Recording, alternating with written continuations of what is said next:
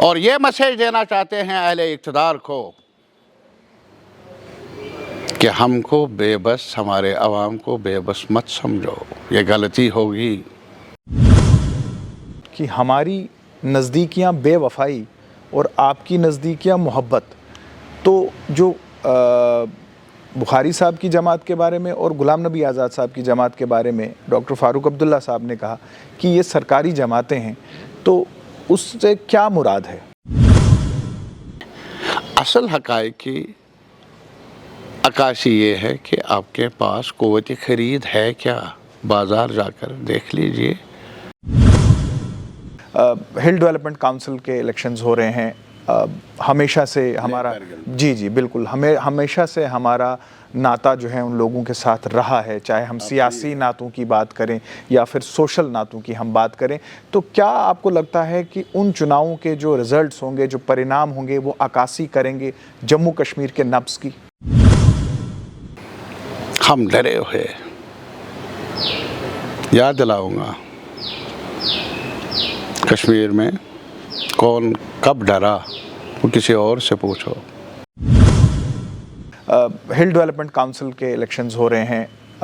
हमेशा से हमारा जी बिल्कुल, हमेशा से हमारा नाता जो है उन लोगों के साथ रहा है, चाहे हम सियासी नातों की बात करें या फिर सोशल नातों की हम बात करें।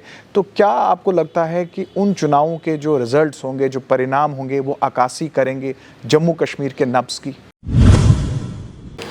लेकिन जहाँ तक इस सरकार का ताल्लुक़ है, मेरी नज़र में एक चीज़ बहुत ही ख़ास है इस सरकार में कि कुछ भी अच्छा लगता नहीं। न्यूज़ नाउ देखने वाले सभी दर्शकों का स्वागत है। आप देख रहे हैं स्पॉटलाइट और मैं हूं फ़हीम। स्पॉटलाइट में आज हमारे मेहमान हैं अपोजिशन अलायंस ग्रुप के स्पोक्स पर्सन मोहम्मद यूसुफ तारिगामी, जो कि अपनी बेबाकी के लिए माने जाते हैं, और उम्मीद करते हैं आज के इस प्रोग्राम में भी मोहम्मद यूसुफ तारिगामी साहब हमारे सवालात का बेबाकी से जवाब देंगे। तारिगामी साहब, प्रोग्राम में स्वागत है। प्रोग्राम का आगाज़ तारिगामी साहब इस सवाल से करते हैं कि हाल ही में जो अपोजिशन अलायंस की मीटिंग होती है जम्मू में, उसमें क्या कुछ फ़ैसला हुआ उसके बारे में ज़रूर हम बात करेंगे। लेकिन थोड़ा सा अगर मैं एक हट के सवाल पूछूं, रिवायती तौर पर हमने देखा तो ये मीटिंग अक्सर फ़ारूक साहब के घर पे होती थी, तो इस बार आपने एक प्राइवेट होटल को जो है वेन्यू बनाया, तो एक कॉरपोरेट टच सा दिया आपने, जिस तरह से इंडिया अलायंस का कॉरपोरेट टच है। वेन्यू शिफ्ट करने का कोई ख़ास मकसद या कोई हिदायत ही वैसी थी? नहीं, ऐसा नहीं है। सिर्फ यही मैं कहूँगा कि ये कॉरपोरेट टच भी नहीं है, ये कन्वीनियंस का सवाल है जी। और जहाँ एक माहौल ऐसा मिले जहाँ खुलकर बात भी हो सके, बैठने की जगह भी मुनासिब हो जी, बस इसी हद तक। और माशाअल्लाह आप फ़हीम साहब की नज़र तेज़ हैं, आगे जाने की ज़रूरत नहीं, इतना ही काफ़ी है। चलिए तारिगामी साहब, इसके बाद थोड़ा सा अब मौजू पे आते हैं।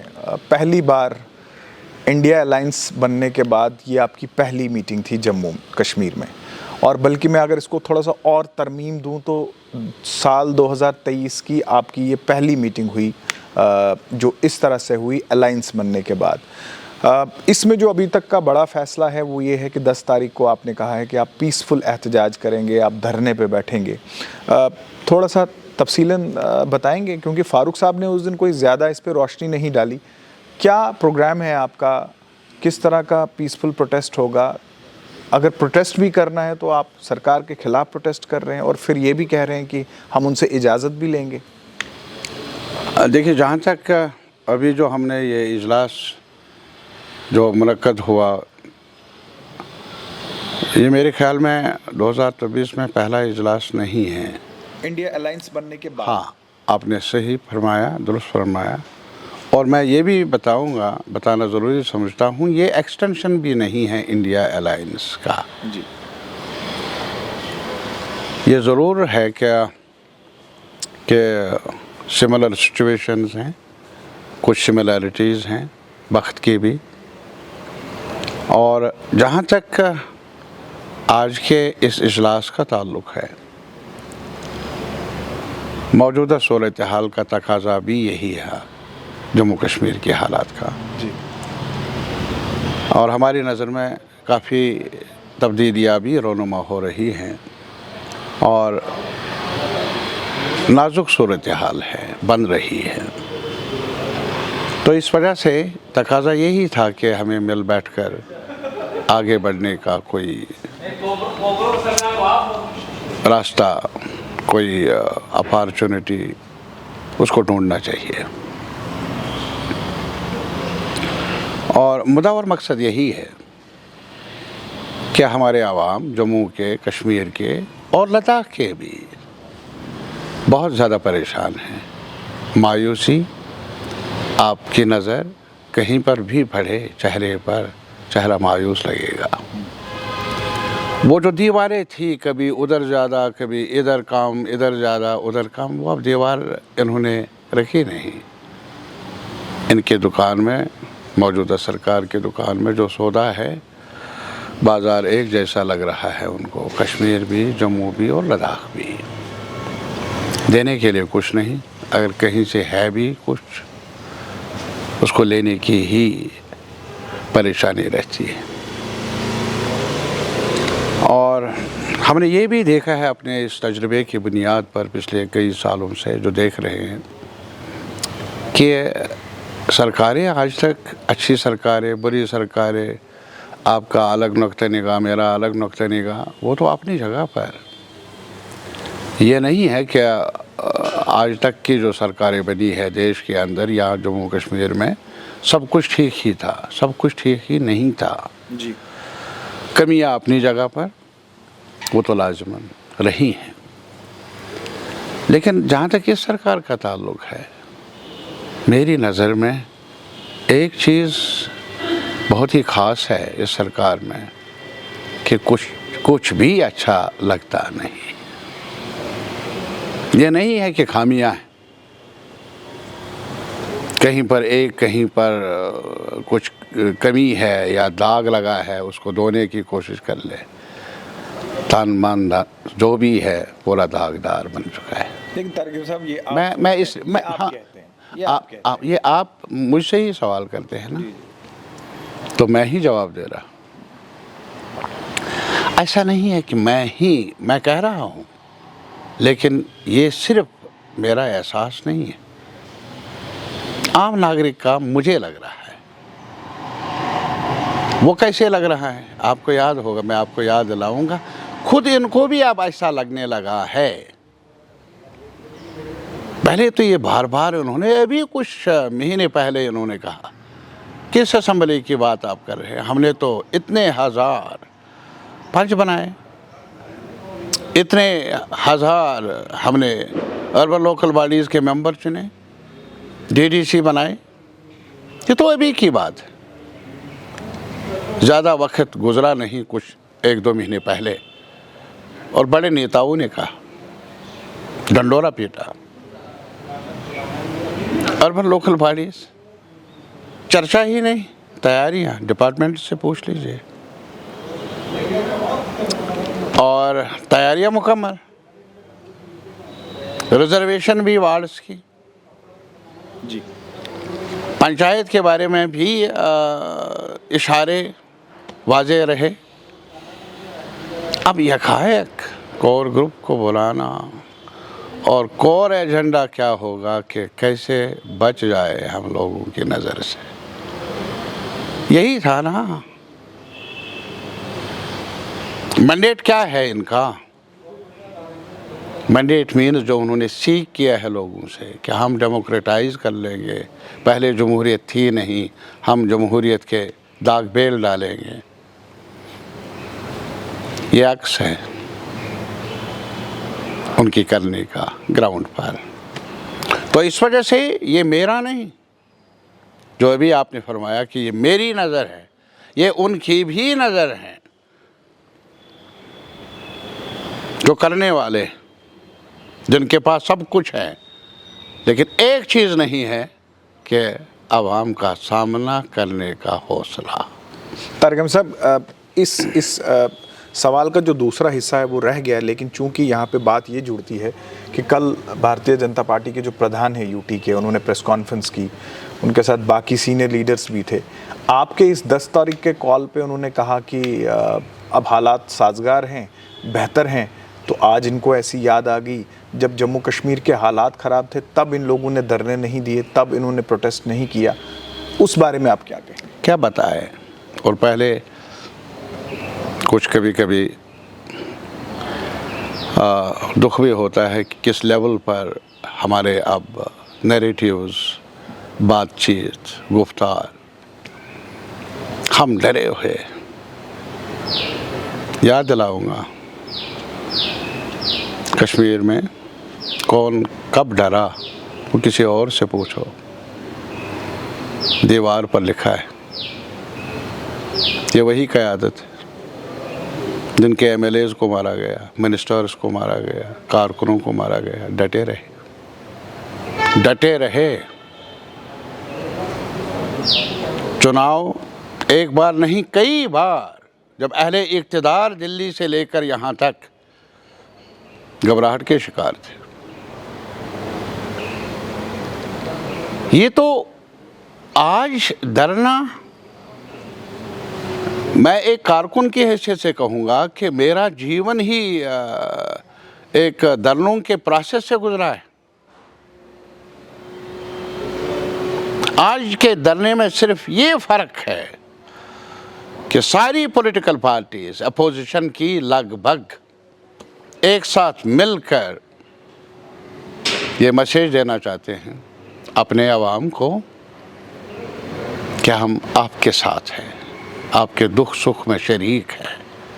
और ये मैसेज देना चाहते हैं अहले इक़्तिदार को कि हमको बेबस, हमारे आवाम को बेबस मत समझो, ये गलती होगी। हम कमरों के अंदर बहस मुबाहिस भी कर लेंगे, तल्ख़ बातें भी कर लेंगे, लेकिन मैदान में आकर, गली में आकर एक साथ खड़े हो जाएंगे आवाम की सफ़ों में, आवाम के तरफदार बनकर। ये रिज़ालू है, ये नहीं है डरना कुछ नया है नहीं। आज के हालात में इस डरने की खासियत ये है, ये क्वालिटेटिवली डिफरेंट सिचुएशन में हो रहा है, जब कहीं मायूसी के सिवा और कुछ नज़र नहीं आता हमारे आवाम को। रोज़गार लेवल बताए ना, वादा जो इन्वेस्टमेंट के बारे में बीजेपी के रहनुमाओं से कहूँगा, जम्मू के रहने वाले हो, जाओ यहाँ कनक मंडी में दुकानदार से पूछ लो, वो आईन आपको देगा। अपना चेहरा उस आईन में देख लो, कहीं और जाने की ज़रूरत नहीं। क्या ये सही नहीं है कि इन्वेस्टमेंट के नाम पर आप जो बजरी यहाँ से, दरियाओं से, हमारे नदी नालों से, उसके ठेकेदार भी कहीं और से आ रहे हैं। यहाँ के नौजवान के लिए रोज़गार कितनी बार आपने वादा दिया, सब इंस्पेक्टर पोस्ट्स का, दूसरे पोस्ट्स का, एग्ज़ाम्स भी कंडक्ट हो गए। अरे साहब, चेहरा देख लो ना। इससे पहले कि उंगली आपकी उठे हमारी तरफ, अपना चेहरा भी अपने ही आईने में देखो। लेकिन तारिक अहमद साहब, भारतीय जनता पार्टी कहती है कि ब्रॉडर पर्सपेक्टिव देखिए, छोटी छोटी चीज़ें होती रहती हैं, लेकिन ऐसे में आप देखें कि टूरिज़्म कहाँ पहुँचा। जिस इन्वेस्टमेंट की आप बात कर रहे हैं, आज सऊदी ग्रुप्स जो है वो, दुबई के ग्रुप्स जो हैं वो यहाँ पे इन्वेस्टमेंट्स कर रहे हैं, और इसके अलावा टूरिज़्म के जो फिगर्स हैं वो आसमान को छू रहे हैं। अमरनाथ यात्रा इतनी शानदार रही, और इसके अलावा कश्मीर में होटल्स की जो बुकिंग है वो एडवांस 2-2, 3-3 महीने की चल रही है। तो ये एक ब्रॉडर तस्वीर वो दिखा रहा है। मैं एक चीज़ गुजारिश कर लूँगा, आप भी यहाँ के रहने वाले हैं और मैं भी, और जिन्होंने ऐसा जो आजकल गुफ्तार के गाजी बन चुके हैं बीजेपी की तरफ से, उनसे वो भी जानते हैं ये टूरिज़्म पहले भी होता है। पहले भी कई मुश्किल हालात में भी यात्रा कंडक्ट हुई है, मुश्किल तरीन हालात में भी। ये दरअसल उन जो हमारे सिक्योरिटी महकमे के साथ ताल्लुक़ रखने वाले हमारे जियाले, जिन्होंने मुश्किल तरीन हालात में भी टूरिज़म को भी कंडक्ट किया, टूरिस्टों की भी हिफाजत की, यात्रियों की भी हिफाजत की, मेरे ख़्याल में ये उनके जज्बे ईसार की तौहीन है। पहले भी होता आया है। मैं ये नहीं कहूँगा कि टूरिस्ट आज आए, ज़्यादा आए, अच्छी बात है, हम वेलकम करते हैं कि अगर यात्रा ठीक ढंग से कंक्लूड हो गई, बहुत अच्छी बात है। और इसमें ज़्यादा सियासी मामलात का दखल नहीं है, जितना मामला ये है कि यहाँ के और लोगों की तरफ से भी ताउन भी मिला, और साथ ही साथ जो यहाँ के सिक्योरिटी अमला है, जो यहाँ के एडमिनिस्ट्रेटिव मामलात में दखल है निचली सतह पर, उन सब का एक साथ मिलकर एक रोल है। और मेरे ख़्याल में उन्हें इस कदर हमें उनका एहसास भी होना चाहिए, और हमें चाहिए कि हम उसको अप्रिशिएट भी कर लें। लेकिन इसके साथ बड़ा पिक्चर ये नहीं है।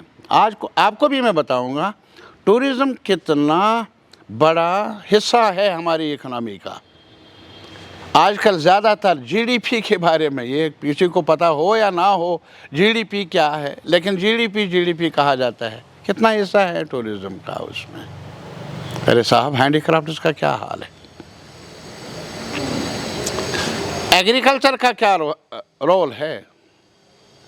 इसके अलावा जो रोज़मर्रा मामलात में, जो रोज़मर्रा यहाँ, अभी आपने इन्वेस्टमेंट की बात की, चर्चे हैं, अभी इन्वेस्टमेंट हुई नहीं,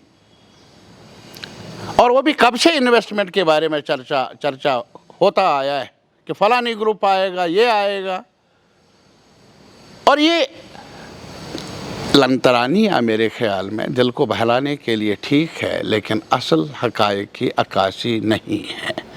असल हक़ाइक़ की अक्कासी ये है कि आपके पास क़ुव्वत ख़रीद है क्या? बाज़ार जाकर देख लीजिए, वो आपको वहाँ का छोटा दुकानदार बताएगा उसका रोज़मर्रा ज़िंदगी में कितना बदलाव आया 2019 से लेकर आज तक। वो आप नौजवान से, यूनिवर्सिटीज़ हैं हमारे, कॉलेजेस हैं हमारे, बाकी जगहों पर पढ़ने वाले बच्चे बच्चियाँ हैं, उनसे जाकर पूछ लीजिए कि एम्प्लॉयमेंट कितनी जनरेट हुई इन सालों में, क्या शरह है। ये ज़रूरी बात है।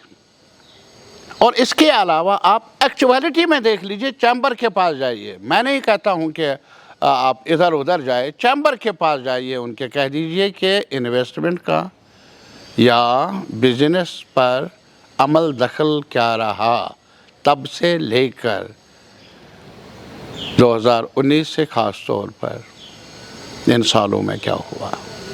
क्या मुतासिरीन जो हैं छोटे बड़े बिजनेसमैन, उनके चेहरों पर नज़र डालिए, उनके साथ गुफ्तगू कर लीजिए, वो आपको बताएंगे सही क्या है, गलत क्या है। और इसी वजह से आप कश्मीर तो जैसा है वैसा है, वो तो आपके सामने है, वो अभी तक इनकी नज़रों में इनके लिए गैर रहा है। अब भी अपना लफ्ज़ इस्तेमाल करने में इन्हें झिझक है। दिल तो दूर की बात है, लफ्ज़ पर एहतराम के साथ भी कश्मीरियों का, कश्मीर का कंट्रीब्यूशन वो उन्हें मंजूर नहीं। लेकिन मैं ये कहूँगा कि डोगरा भाषा बोलने वाले इलाका, डोगरा समाज, क्या ये सही नहीं है कि एक हिस्टोरिक स्टेट, डोगरा स्टेट के नाम से माने जाने वाले स्टेट, उसको डाउन साइज करने वाला, और फिर आप कहेंगे हमने आन बान शान डोगरा समाज की बढ़ा दी। मजाक नहीं तो और क्या है। एक भी मिसाल मैं मुख्तसर कर लूँगा, एक भी मिसाल मुझे बताइए हमारे पार्लियामेंट्री 1947 के बाद आज तक ऐसा कहीं हुआ हो। गलतियाँ की हैं हाकिमों ने, लेकिन क्या इतनी बड़ी गलती की, कभी संगीन गलती जिसको गुनाह से ताबीर किया जाना चाहिए, एक हिस्टोरिक स्टेट को डाउन साइज करना, डिवाइड करना, और वो भी पूछे बिना। तारिक अमीन साहब, ये जो आपके इजलास की प्रेस कॉन्फ्रेंस रही, उसमें एक बड़ी जमात जो थी भारतीय जनता पार्टी, उन्होंने आपसे ये सवाल पूछा कि ये टाइमिंग्स क्या है आपके धरना की और प्रोटेस्ट की। दूसरी तरफ दूसरी जमात जो है, जिस पे फ़ारूक अब्दुल्ला साहब ने इल्ज़ाम लगाया, उन्होंने कहा कि हमारी नज़दीकियाँ बेवफाई और आपकी नज़दीकियाँ मोहब्बत। तो जो बुखारी साहब की जमात के बारे में और गुलाम नबी आज़ाद साहब की जमात के बारे में डॉक्टर फ़ारूक अब्दुल्ला साहब ने कहा कि ये सरकारी जमातें हैं, तो उससे क्या मुराद है? नहीं, सबसे पहले ये कि अभी जो हमारा इजलास हुआ, मैंने बताया कि इजलास हुआ मौजूदा सूरत हाल, जहाँ हर तरफ देखकर यही लग रहा है कि मायूसी छाई हुई है। लेकिन वो जमातें आपके साथ जुड़ी नहीं। मैं एक चीज़ गुजारिश कर लूँगा, तो इसी वजह से हमने जो भी अपोजिशन में छोटी बड़ी जमातें हैं उनको मदऊ किया जी, और शुक्र है कि सभी ने लगभग हामी वर्दी और इजलास में शरीक हुए। चौधरी लाल सिंह इस बार नहीं दिखे। मैं वही बताऊंगा। अभी आपने कहा कि और लीडरों के बारे में भी हम किसी सेमिनार में न आज बैठे हैं न कल बैठे थे मीटिंग में तज्जिया करने के लिए कल किसने क्या किया। वो जायज़ा तारीख लेगी, तारीख पर छोड़ लेंगे। लेकिन आज की सूरत हाल का जायज़ा लेने के लिए ही हम बैठे थे। हमने कल का जायज़ा या आने वाले कल का जायज़ा, ये सारी बातें जो है ना, इसमें तफसीलन गुफ्तगू की ज़रूरत है। आपस में भी हमें एज़ पॉलिटिकल एक्टिविस्ट्स और अपने शहरियों के साथ भी तबादुल ख्याल होना ज़रूरी है। लेकिन एक चीज़ ये नहीं है इल्ज़ाम तराशी की बात। मैं याद दिलाना चाहूँगा कि जब वोटर्स लिस्ट का सवाल था, उस वक्त बड़ी तशवीश पैदा हो गई थी कि डोमिसाइल चेंज हो रहा है, बड़े पैमाने पर कोशिश हो रही है। याद कर लीजिए, जब 20 लाख 16 लाख, जब डिप्टी कमिश्नर ने भी एक आर्डर निकाला, वो लफ्ज़ी नहीं था बल्कि वो लिखकर आर्डर निकला था। आपकी पिछली मीटिंग का एजेंडा वो नहीं, वो तशवीशनाक सूरत हाल बनी नहीं। मैं श्रीनगर की मीटिंग की बात कर लेता हूँ। उस वक्त फारूक साहब ने फ़ोन पर बात की हमारे अल्ताफ़ साहब के साथ, और बात की उन्होंने आज़ाद साहब के साथ नहीं, आज़ाद साहब के साथ उस वक्त शायद अभी बनी नहीं थी, बल्कि बात की उन्होंने पीसी के चेयरमैन के साथ, सजाद साहब के साथ। ये एक हकीकत है, ये नहीं रखा।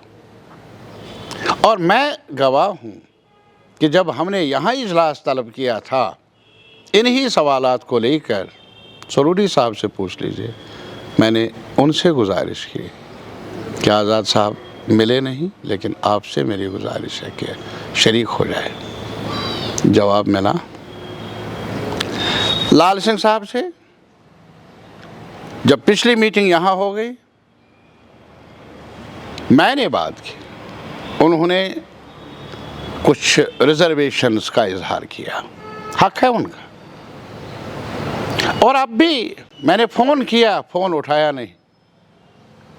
ये नहीं, हम ये नहीं चाहते हैं कि अभी जो गंभीर सिचुएशन है जिसका सामना है हमारी रियासत के आवाम को, ये अकेले हम करें, मैं करूं, वो करे, ये करे, ऐसा होगा नहीं। ये एक साझा कंसर्न बनना चाहिए, मेरी अपील है हर कुव्वत से। और जहाँ तक बीजेपी का ताल्लुक है, अभी आप देख लीजिए क्या कुछ हुआ कल, न्यूज़ क्लिक पर क्या हुआ और संजय सिंह पर क्या हुआ। क्या पता कल क्या होगा।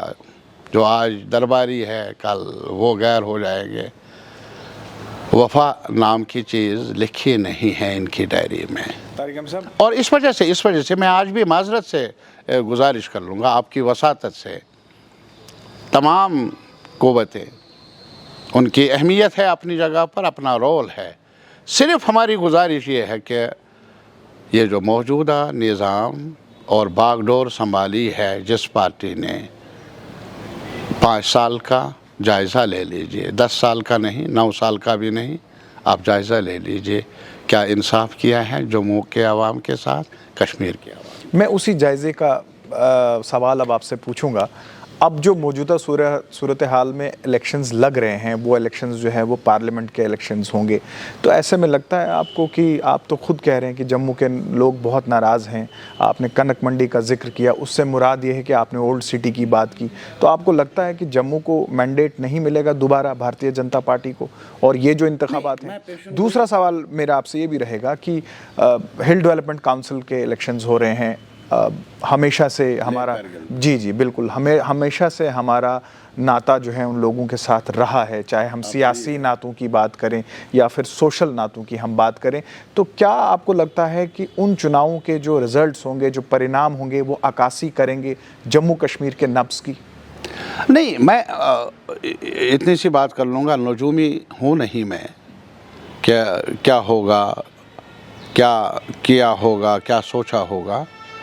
एक सियासी कारकुन की हैसियत से मैं यही कहूँगा कि बीजेपी जिसका दावा रहा है कि हम बहुत बड़ा प्लेटफार्म है भी किसी हद तक, लेकिन ज़मीन खिसक रही है। ज़मीन यहाँ नहीं और जगहों पर भी खिसक रही है। कुछ भी करे, हर दाव आजमाया भी, झूठ की या इंतहा कर दी। नैरेटिव्स देख लीजिए, 6 महीने क्या, आज क्या, 2 महीने क्या, आज क्या, सवेरे क्या, शाम क्या, सब दाव आजमाया। आप खुद एक जर्नलिस्ट होने के नाते मैं कभी आपसे पूछ लूँगा कि आप भी हमें कहें कि आपके साथ क्या, आपकी कम्युनिटी के साथ, community of journalist, press freedom का हाल क्या है। अरे साहब, कल वो हो गए न्यूज़ के लिख के वो जितने सीनियर लोग हैं गिरफ्तार किया, तो एफआईआर की कॉपी नहीं मिलती है उनको। अरे ये तो अंग्रेज़ों के वक्त में भी नहीं हुआ इतना, एफआईआर की कॉपी तो मिलती है ना, एफआईआर की कॉपी भी नहीं। कहने का ये मतलब है, ये आज प्रेस का सवाल है जो एक पिलर है कॉन्स्टिट्यूशन का। आप हैं तो हम, मेरी बात कहीं पहुंच जाएगी, और अगर इसमें कदगन लग जाए तो अक्कासी करती है ये सूरत हाल की, मेरे ख्याल में मजमूई सूरत हाल की। और जो अभी आपने ये बताया कि क्या होगा, मैं इतना ही कहूँगा, खिसक रही है ज़मीन। आने वाले असम्बली चुनाव, ज़मीनी चुनाव जो हो रहे हैं वो बताएंगे। और अभी मध्य प्रदेश में देख लीजिए आप, central ministers and all that, अब कहाँ जाएंगे वो बेचारे जिन्होंने आस रखी थी, उम्मीद रखी थी, वगैरह रखी थी। यह अलग सवाल है जीतते वो या नहीं जीतते, उम्मीद थी। तो ये मेरे कहने का, आप क्यों कल तक इंतज़ार कर रहे हैं, कल क्या होगा। मैं तो आज कहता हूँ, पंचायत कहाँ गया, अर्बन लोकल बॉडीज़ ऐलान करने के बाद कहाँ गया। आप मुझे बताइए, एक शहरी होने के नाते और एक शहरी के साथ ही आप गुफ्तगू कर रहे हैं, ऐसा कभी हुआ है? एक तरफ से आपका बड़ा ऐलान है, और क्या आपने कभी देखा है कि कोई खिलाड़ी अगर उसे यकीन हो जीत का, मैदान छोड़कर ही पीछे हटे? तो आप कल की अक्कासी की बात करते हैं, तो आज के हालात खुद अक्कासी कर रहे हैं, आने वाला वक्त क्या होगा। तारिक अहमद साहब, उम्मीद कर लेंगे हम तब्दीली आ जाए। जी, प्रोग्राम के आखिरी लम्हात में आ रहे हैं, और ऐसे में आपका जो अपोजिशन अलाइंस है, हमने पास्ट में भी देखा कि इससे पहले PAGD अलाइंस के नाम से इस जमात को जो है वो पुकारा गया, लेकिन जब किसी इलेक्शंस की बारी आई और मैंडेट की बारी आई कि इलेक्शंस में टिकट्स का डिस्ट्रीब्यूशन किस तरह से होगा, तो तब जो है वो आपके खेमे में भी खलबली दिखी। आज जो यकजहती आज दिखा रहे हैं, इलेक्शंस के वक्त उसी यकजहती में दरारें जो है वो पड़ जाती है, तो आने वाले इंतखाबात में क्या ऐसा नहीं होगा? मैं सिर्फ यही गुजारिश कर लूँगा कि हमें भी लेसन्स ड्रा करने चाहिए जब हम हुक्मरान पार्टी को जवाबदेह बनाते हैं। इसके ये मानी हरगिज़ नहीं है कि हम अपनी जवाबदेही से भागने की कोशिश करते हैं। हमें भी जवाबदेह बनना है। जो कल हुआ वो दोहराया नहीं जाना चाहिए। हमारी सफ़ें मजबूत न रहें, अवाम में विश्वास तब्दीली का कम होगा।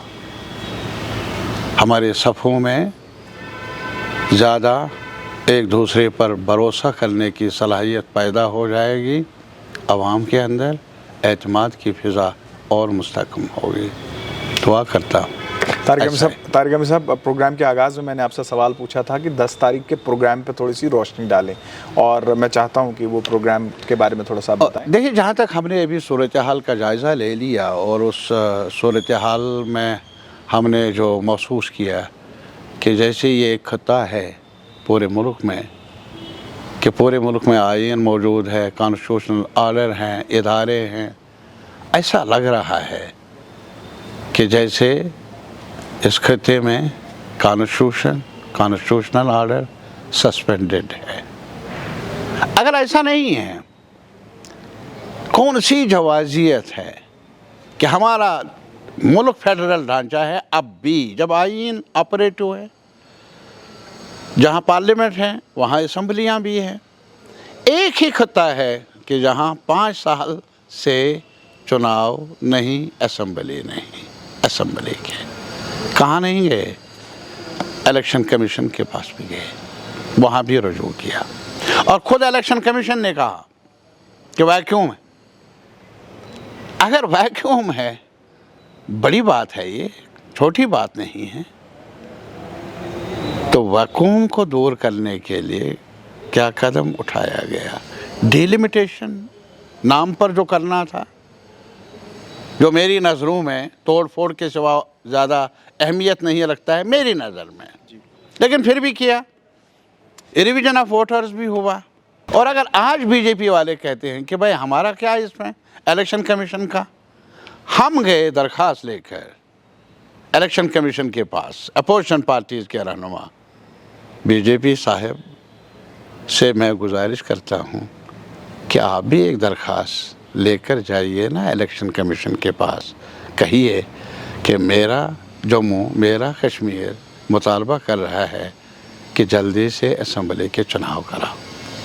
ये तो कर सकते हैं ना, कहीं सुनते होंगे तो मेरी गुजारिश है हाथ जोड़कर एक बार वो जाए ना वहाँ अपना फ़र्ज़ निभाने के लिए। तारिक अहमद साहब, ये जो इस सवाल को मैं ये जानना तो चाहता 10 तारीख को जो है हमारा, मैंने पूरा 10 तारीख को, अभी ये मुझे बताइए क्या ये जो पकड़ दकड़ का सवाल है बराबर जारी है? पब्लिक सेफ्टी एक्ट के आदाद शुमार हमें दें, कौन कितने जेलों, कब से जेलों में है, कहाँ कहाँ है मुल्क के इलाकों में। हमें भी टूरिस्ट बनने का मौका मिला है through PSA, public safety act, हमारे जवानों को। क्या है ये? अब यहाँ टूरिस्टों के हम खुशामदीद करते हैं और यहाँ के बच्चों को यहाँ के जेलों में जगह नहीं। और इसके अलावा जो बाकी मामलात है, अभी हमारे आशा वर्कर्स का था, क्या मांगते हैं वो? इतनी सी बात मांगते हैं कि हमें मिनिमम वेजेस एक्ट के दायरे के अंदर लाया जाए और कुछ नहीं। हम काम कर रहे हैं कानून के मुताबिक, जो मिनिमम वेजेस एक्ट है वो हम पर भी, हमें भी मिलना चाहिए।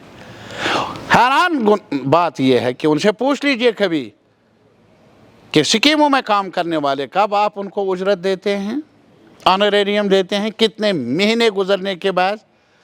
सुपरवाइज़र्स हैं ICDS में, 5 महीनों की तनख्वाह अभी मिली नहीं, 5 महीनों करनी है। आप ओल्ड एज फंड्स के बारे में इनसे पूछ लीजिए, सोशल वेलफेयर डिपार्टमेंट से क्या हाल है। आप विडो पेंशन के बारे में उनसे पूछ लीजिए, आप कैजुअल लेबर के बारे में पूछ लीजिए, क्या तादाद थी, आज क्या तादाद है, ये उनसे पूछ लीजिए।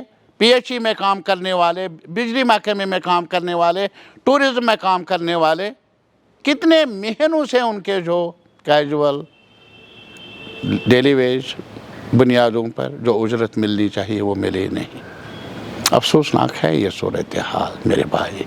और इसके बरक्स पानी हमारा,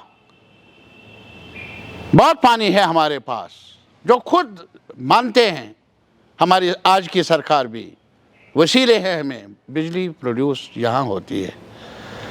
और हमें आज उन्हीं ज़खायर को आप प्राइवेटाइज कर रहे हैं, डिस्ट्रीब्यूशन को भी और जनरेशन को भी, बड़े मगरमच्छों के हवाले। और हमें स्मार्ट मीटर देते हैं कि बिजली हो या ना हो मीटर चलेगा। कितनी नाइंसाफ़ी है। जम्मू के लोगों से पूछ लीजिए, छोटे कारोबारियों से पूछ लीजिए, तालिब इल्मों से पूछ लीजिए, एक ही बात है। जहाँ देखता हूँ, पहले ये गुमान था, मुझे गुमान था कि ये मेरे हैं, आपको गुमान था ये मेरे हैं। माशाअल्लाह अब वक्त आ चुका है कि आप का शक भी दूर होने लगा है। मेरा शक तो पहले ही दूर था कि मेरे हो नहीं सकते। बहुत बहुत शुक्रिया। तारिगामी साहब, आपने वक्त दिया, आपका बहुत बहुत शुक्रिया। तो ये थे हमारे साथ मोहम्मद यूसुफ तारिगामी साहब, और आपने सुना कि किस तरह से इन्होंने कहा कि वक्त आएगा, लोग इन बेवफाइयों और बेरुखियों का जवाब जो है वोट के ज़रिए देंगे। और इनका ये भी मानना है कि अगर हकीकत में मरकज़ी सरकार ये मानती है कि जम्मू कश्मीर की तस्वीर बदल गई है, तो यहाँ पे इंतखाबात जो है वो कराने चाहिए। आप देखते रहिए न्यूज़ नाउ।